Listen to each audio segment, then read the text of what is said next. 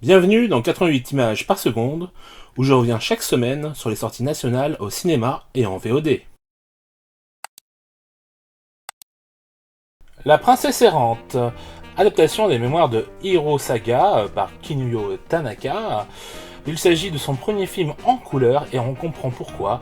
Tout ce film est une grande fresque historique, même si quelque peu romancée probablement. On apprend beaucoup sur les relations entre les nations japonaises, mandchoues et chinoises de 1937 à 1957. On est clairement sur un drame historique et le film a les moyens de ses ambitions, avec une diversité des décors, beaucoup de figurants, de costumes et des machineries pour réaliser certains plans. Bref, du grand cinéma, 7 sur 10. Apples. On se laisse rapidement embarquer par cette histoire, faut dire que le cadre est clairement posé en peu de temps.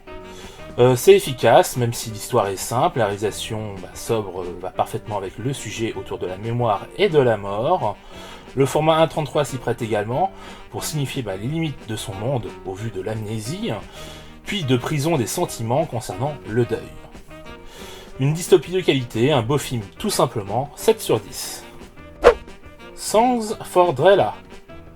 20 ans après la séparation de The Velvet Underground, Lou Reed et John Cale se réunissent brièvement pour enregistrer l'album Songs for Drella.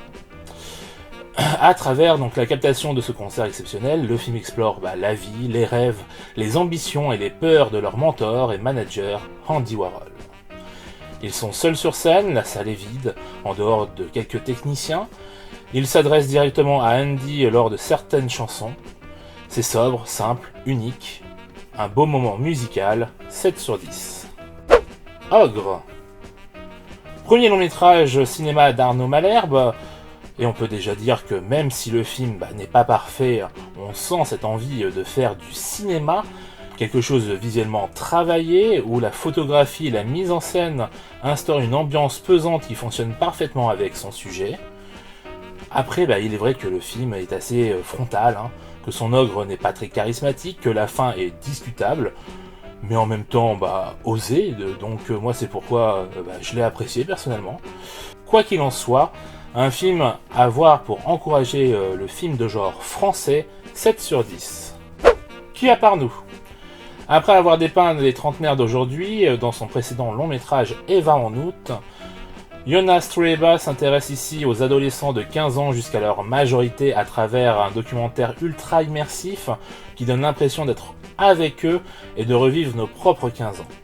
La photographie, les cadres et les moments retranscrits ne donnent jamais l'impression d'être face à un documentaire, tellement le tout est magnifiquement travaillé. Un grand film générationnel dont on ne voit pas les 3h40 passer et qui nous montre que les interrogations des ados d'aujourd'hui ne sont pas si éloignées de celles des ados d'hier.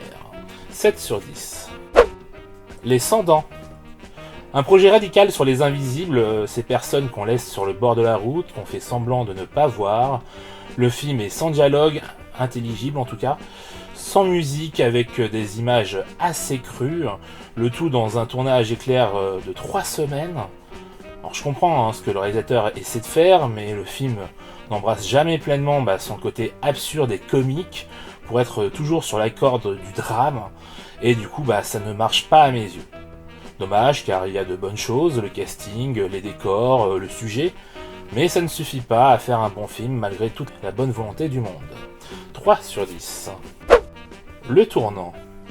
Une comédie gangster des plus banales, avec des personnages caricaturaux à souhait, une histoire vue et revue, et on n'est pas loin du niveau zéro de l'originalité.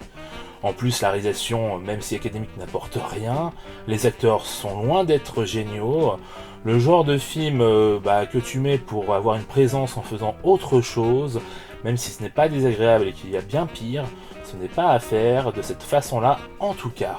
3 sur 10. Le secret de la cité perdue. Film d'action et d'aventure teinté d'humour avec un chouette casting, mais qui ne va pas beaucoup plus loin que son concept. C'est bas du plafond, pas très drôle, très stéréotypé et déjà vu. Heureusement qu'il y a des scènes avec Brad Pitt pour vraiment se marrer un minimum, car c'est pas dingue, même si c'est bien produit. Donc 3 sur 10. un talent en or massif. Délire du réalisateur fan de Nicolas Cage, malheureusement c'est loin d'être drôle pour une comédie, même si on sent une certaine volonté en ce sens à travers notamment le Nick Cage plus jeune qui le hante tel une conscience. C'est sympathique lorsqu'on apprécie l'acteur, mais ça ne va pas plus loin, le concept ne tenant vraiment pas sur la longueur. Donc 4 sur 10. Murina. L'histoire de 2 générations de femmes piégées dans le machisme et la violence du patriarche, vue à travers les yeux de la plus jeune. C'est intéressant, cela s'ajoute à des questionnements sur la famille, l'adolescence, sur ce que l'on est prêt à faire par amour, etc. Le film bénéficie donc d'un cadre idyllique qui apporte un certain atout pour les prises de vue dont la réalisatrice tire avantage pour faire de beaux plans.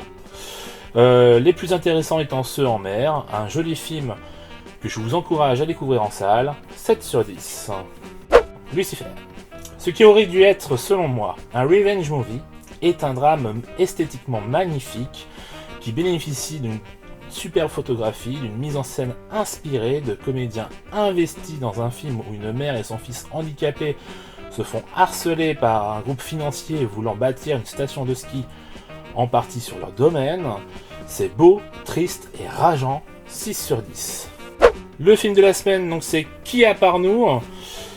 Donc comme je vous ai dit, c'est un documentaire de 3h40, alors surtout n'ayez pas peur, je sais que forcément ça refroidit un film aussi long, surtout pour un documentaire, mais comme je vous ai dit, à aucun moment on ne sent que c'est réellement un documentaire, si ce n'est sur les 20 dernières minutes où justement, là il s'est permis en fait de revenir 2 ans après la réelle fin à mon avis du film à mes yeux, où du coup il les a sur Zoom et il revient sur justement comment ils vivent cette situation avec le premier confinement.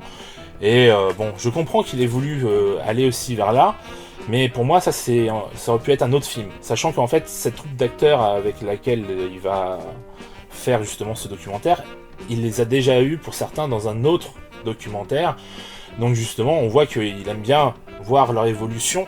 Et donc là c'est peut-être justement la petite partie de trop du film, donc les 20-30 dernières minutes, je ne saurais plus exactement vous dire, où donc il se passe sur Zoom, et c'est un peu dommage parce que franchement tout le reste du film est vraiment génial. On comprend bien justement les différents enjeux que cette jeunesse affronte au quotidien, et donc c'est très intéressant, très prenant.